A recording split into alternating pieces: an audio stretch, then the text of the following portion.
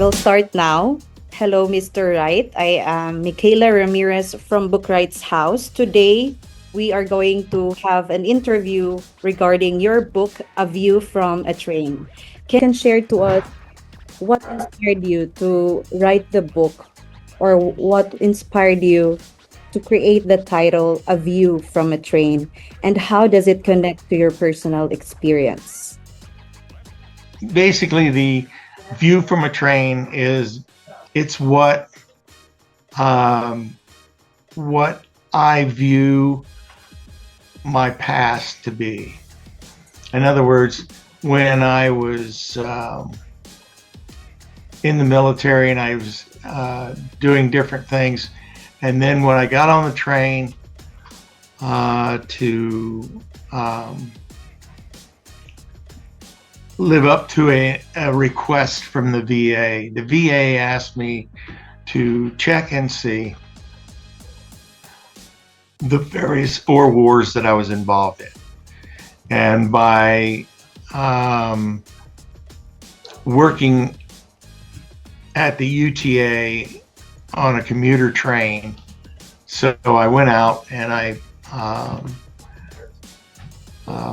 had 1 week of work at the UTA left because I was quitting because my wife had cancer and I wanted to be home to support her. So I had this 1 week in the end of September where I could go and as I was operating this train, I could relive all of the different things that have gone on throughout these wars and try and pick out one specific incident that led to my PTSD. And so for that whole week, I spent the time doing just that. In other words, I would review the time I spent in Vietnam, and then later I spent time in the Balkans. And then after that, it was time in Kuwait and Balad, Iraq. And then after that, it was in enduring freedom as a participant in both Afghanistan, Kyrgyzstan, Uzbekistan, and those areas at Kabul and Bagram and Kandahar and all of those places as the chief of air traffic control.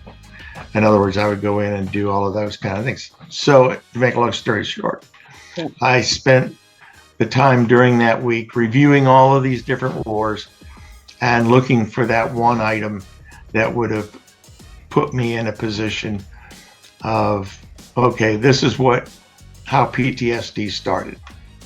And so that's kind of how it got started.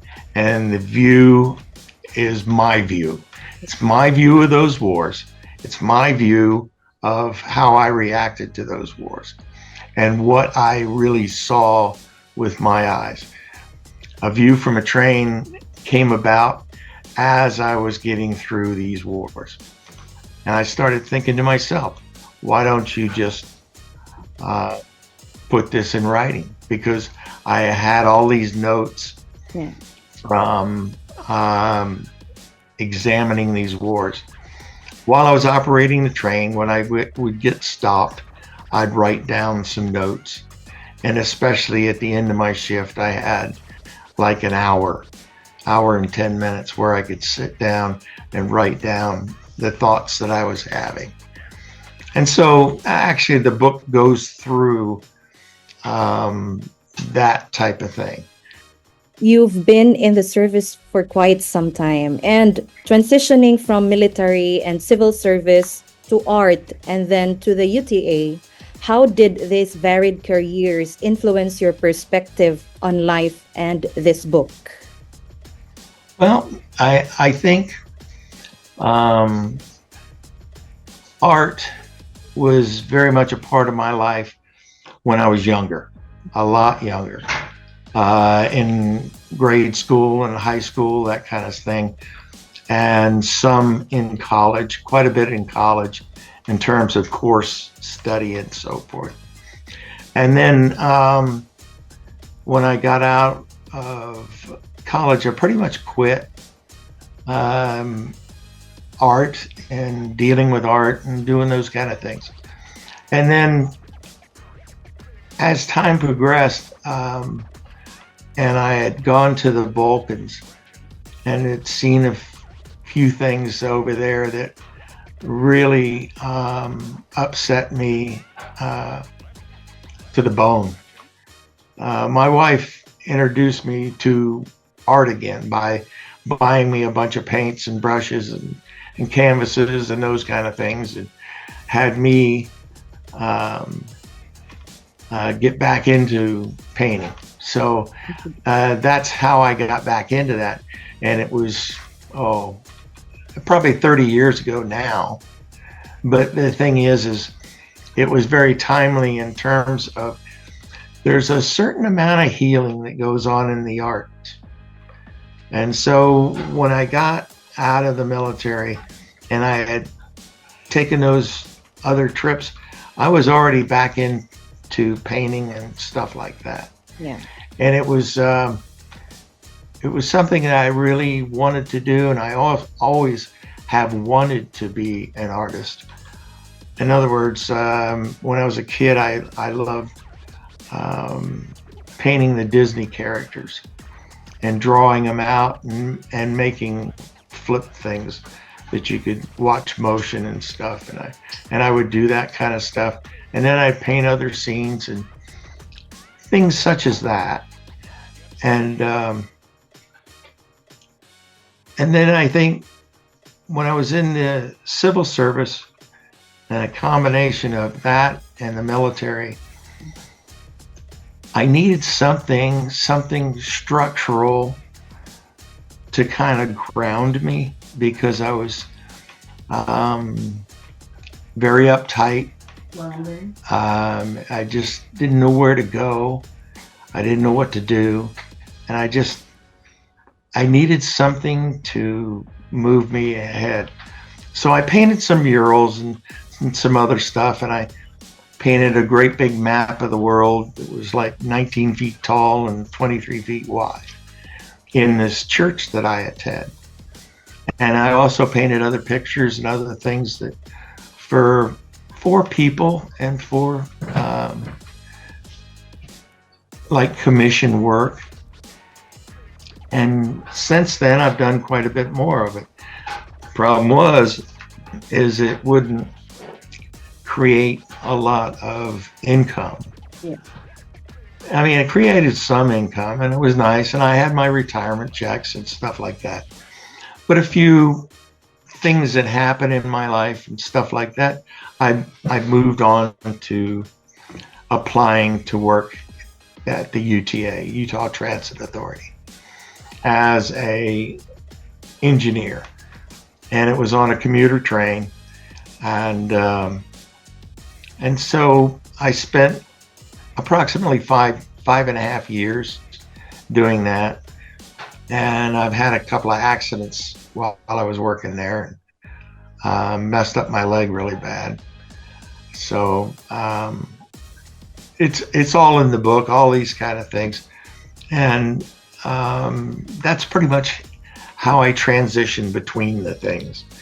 And since then, I'm retired completely right now, and I love to just paint, and I do. I still am doing a certain number of commissions, and I painted that picture just behind me over my left shoulder there. That's on the cover of the book. Yeah. And so, yeah, I just wanted to have that up here so you'd know where that came from. You have used art in order to create a book about your personal life or your personal experiences in the military. In the book, the central of your story is PTSD. Can you talk about the moment you realized writing about your experiences could be a form of healing? I don't think I realized it right away. I think it was my notes. I really do. because I sat and I looked at my notes when I would have this. It was, they call it a deadhead run. In other words, when I would get down to one city in Utah, then I would have to go all the way back up to Salt Lake City. And while I was doing that, I was not only writing my notes, but I was reading other things. And so I was, as I was looking at these notes, I said, I ought to make this like a formal thing. I ought to write a book about this. Maybe other people can see. And then once I finally decided, which wasn't too long after I had made the decision on what I was going to report to this VA psychologist about what I thought where my PTSD began. And I just thought it would help other people. And my own feelings about it is this book doesn't just apply to military people or veterans or whatever. It applies to anybody who's ever had some trauma in their life. And it doesn't matter what that trauma is. You know, when something has happened to you, whether it be an accident or a loss of a loved one or divorce or rape, anything that would create that kind of thing. I think this book would help them. You mentioned that this book is for everyone, not just for those, for the veterans who have had PTSD. What message do you hope your readers will take away from your book? Well, I hope that they take away something that I don't think people try and grasp, because they hear the acronym PTSD, post-traumatic stress disorder, and then they think that that's all there is to it. But it's the stressor that happened. Okay, then after that, there is something out there that creates a trigger for your reaction to that stress. In my case, I can go back and give you one example, and this is in the book as well. When Richard Nixon was running for office in 1968,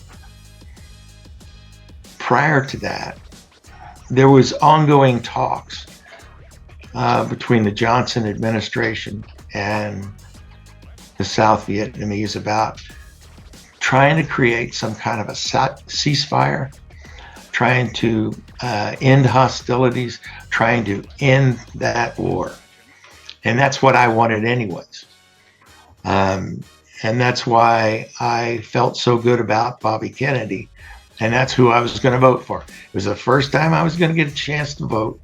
And that was the guy I was going to vote for. And then come to find out later that when he and Martin Luther King were killed only months apart, I became very disillusioned about everything. And so what I did was settle between two different people, Hubert Humphrey or Richard Nixon. Richard Nixon said he was going to end the war. But in the background, I only found this out later, that he was scuttling this this kind of a truce or an end to the war.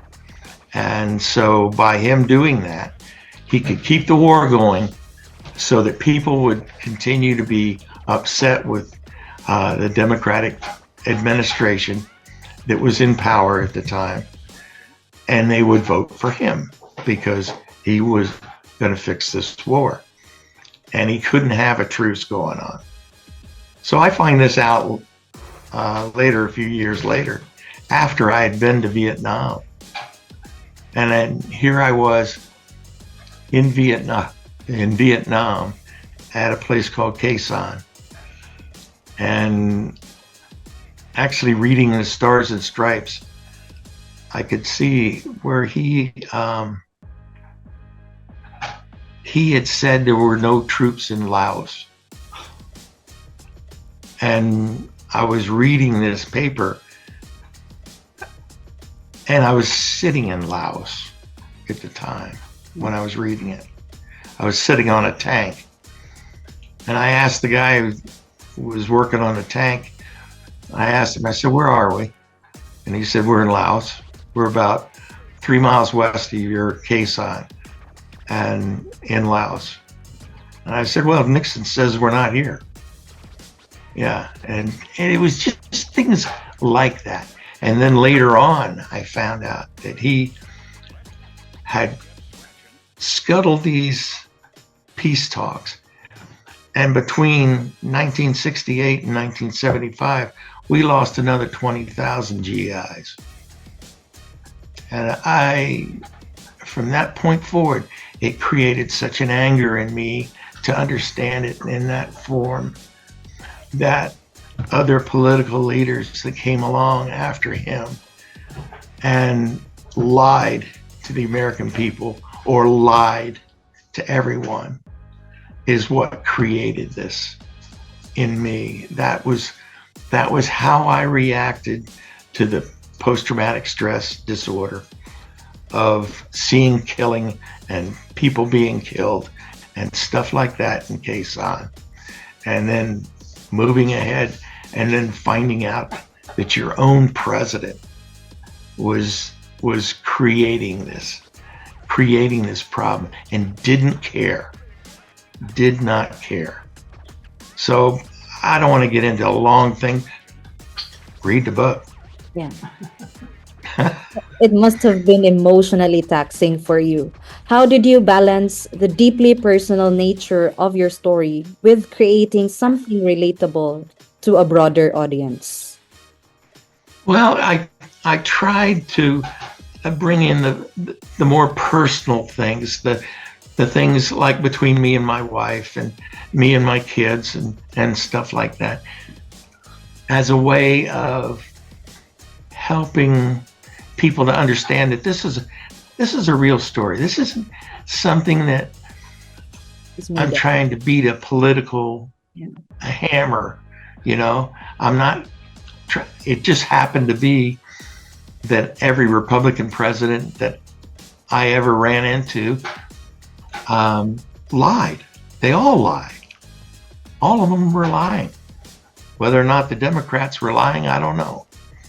But I'll tell you what, the things that have really affected my life have been total lies told by our own president.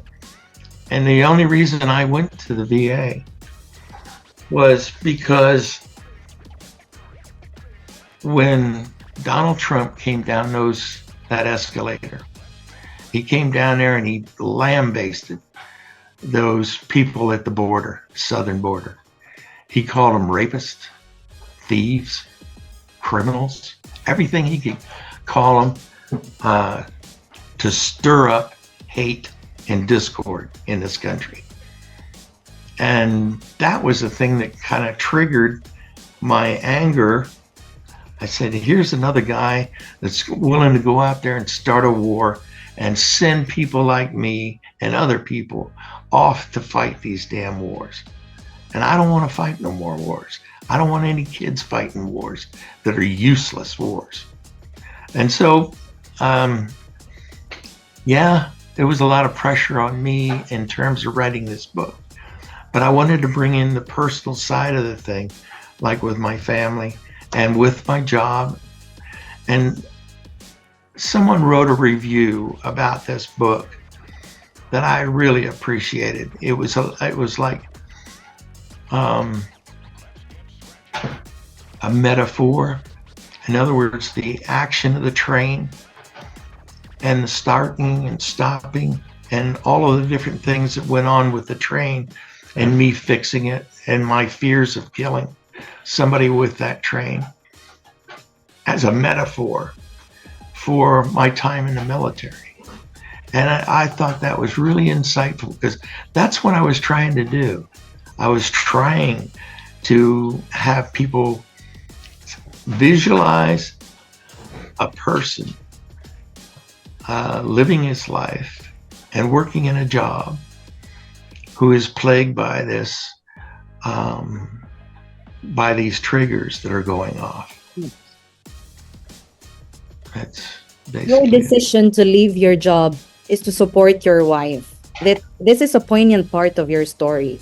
How did that chapter of your life shape your book and your reflection of resilience?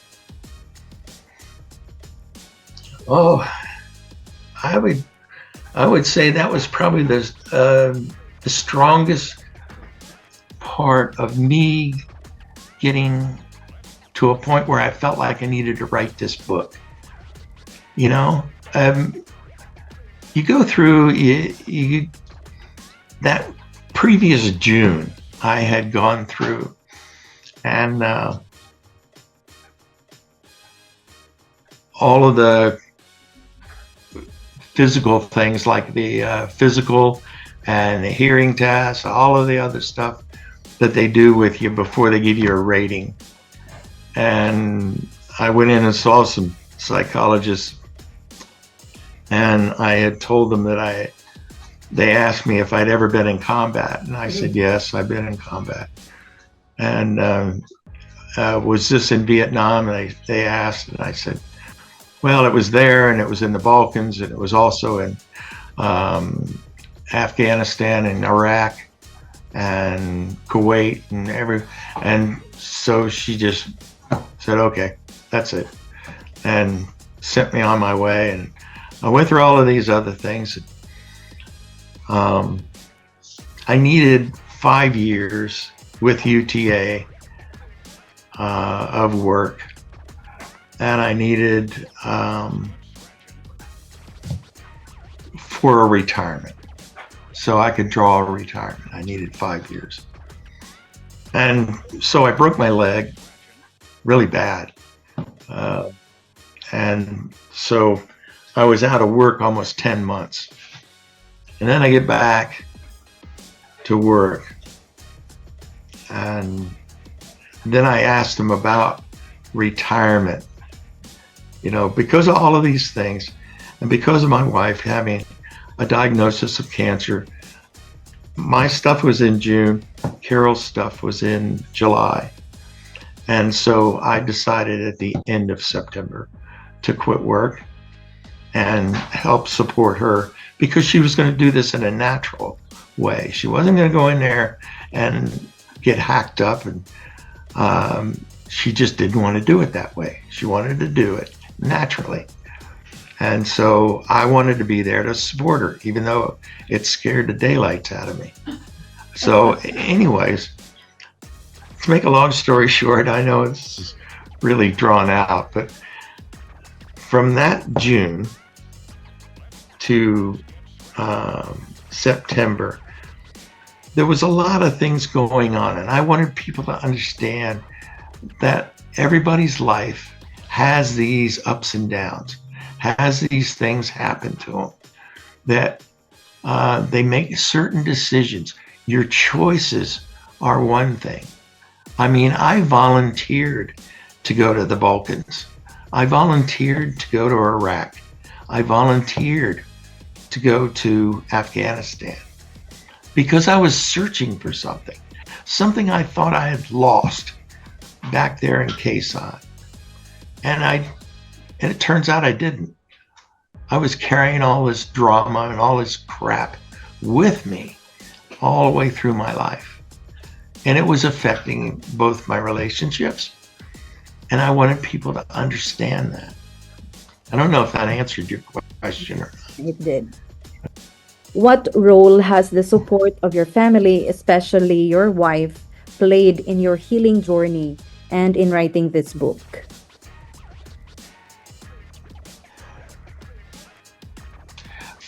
First of all, I'm not healed.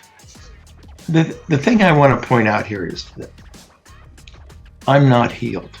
I went through the 12 weeks I was talking about in the book.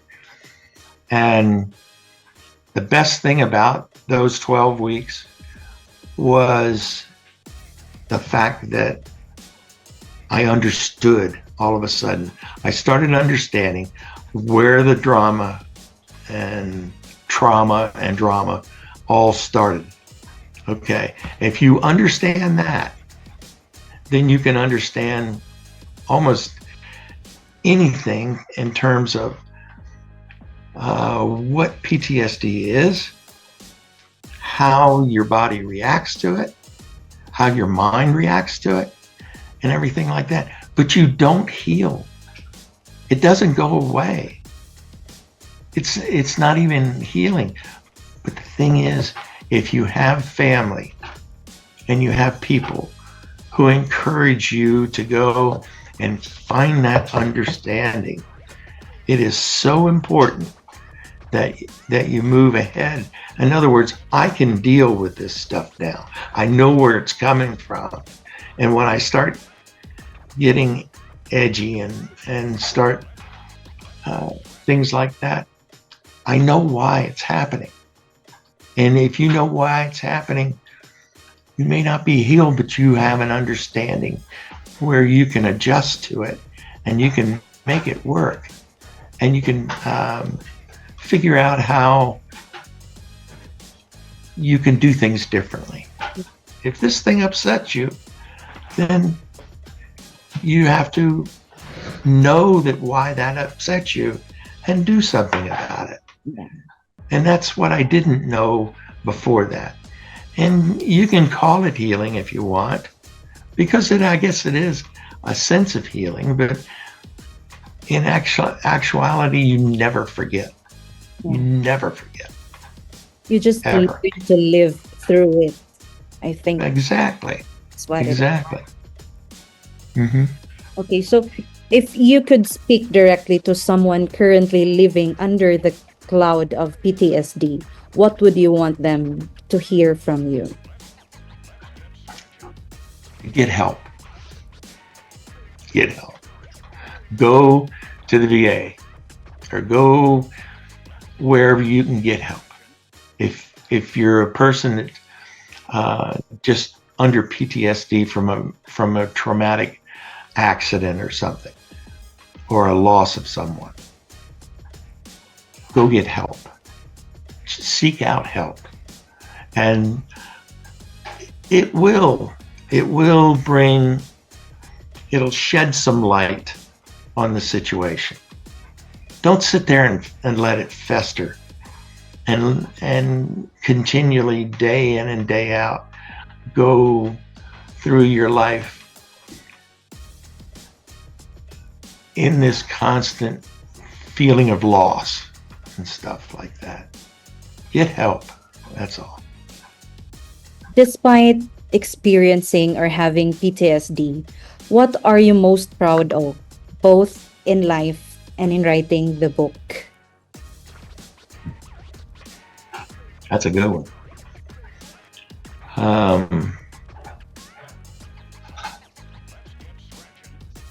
I'm proud that I finished the book. And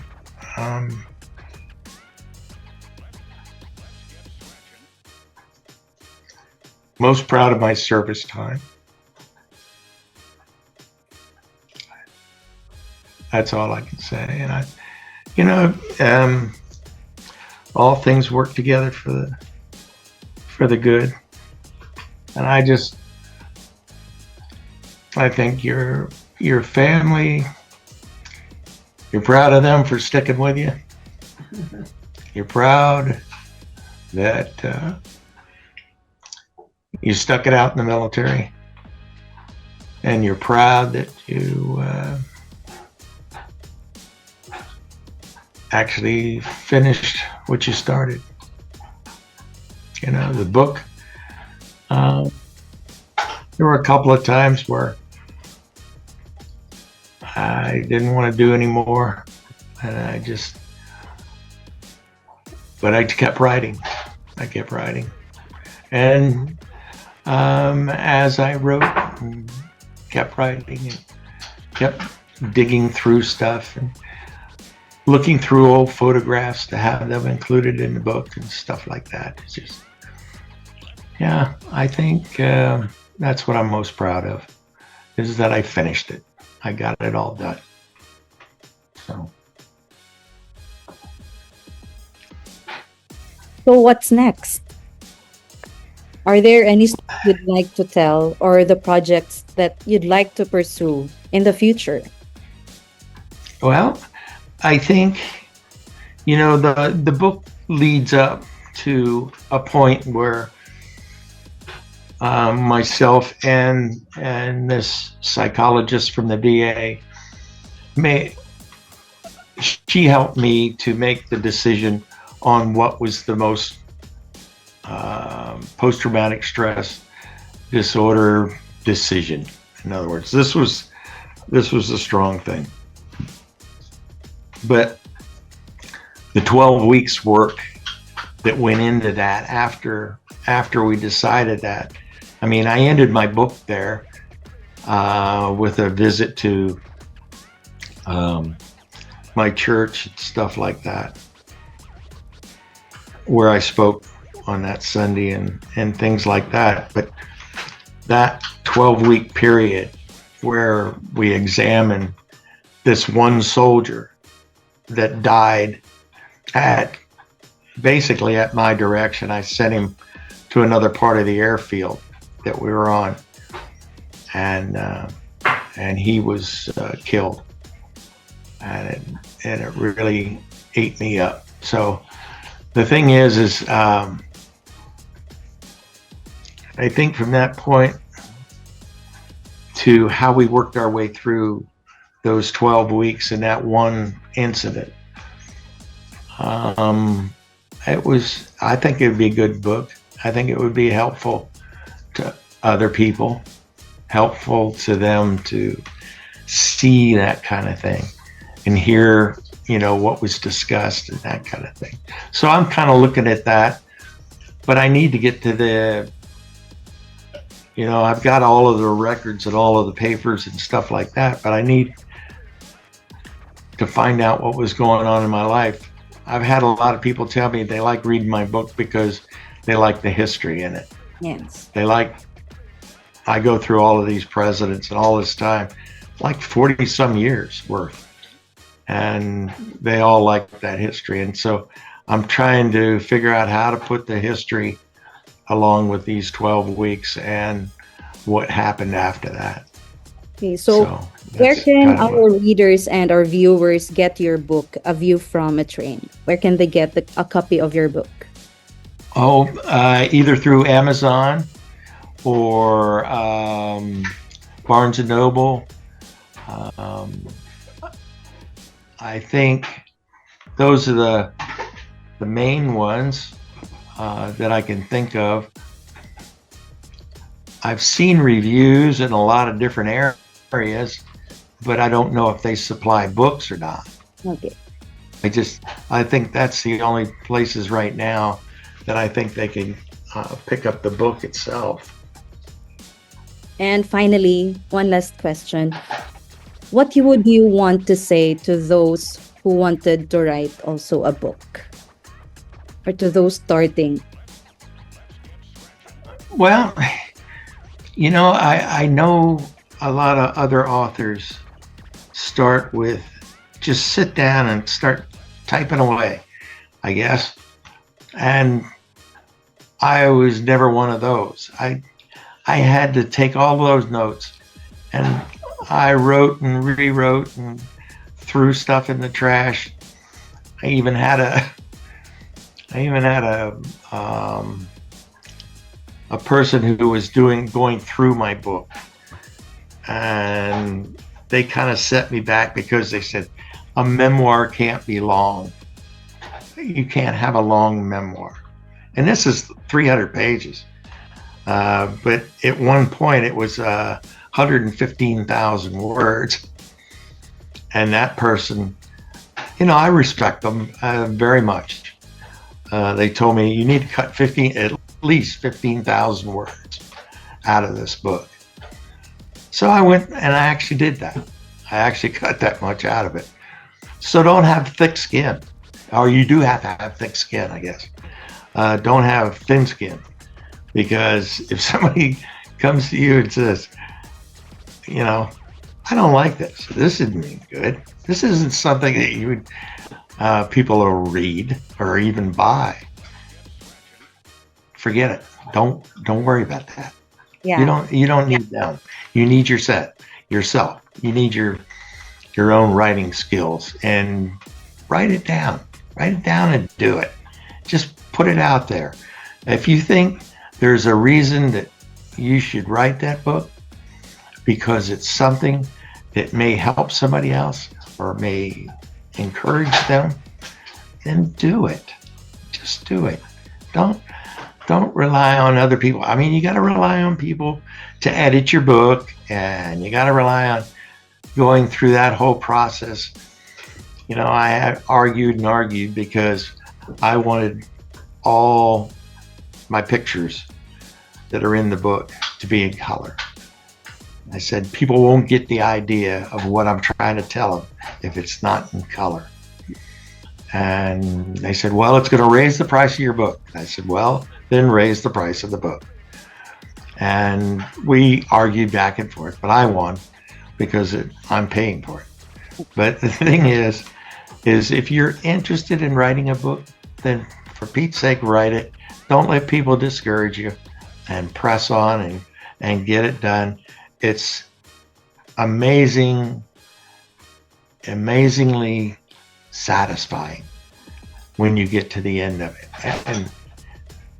And you're the only one that really has to like it. You know? There will always be someone out there who might need your books. So Exactly. yes. So that being said, thank you so much for your time, Mr. Wright. And we hope to get to have or to hear another story from you, personal story, experiences from you. Thank you so much for writing the book for the people to read. Thank you. Thank you for your time. Thank you for your time.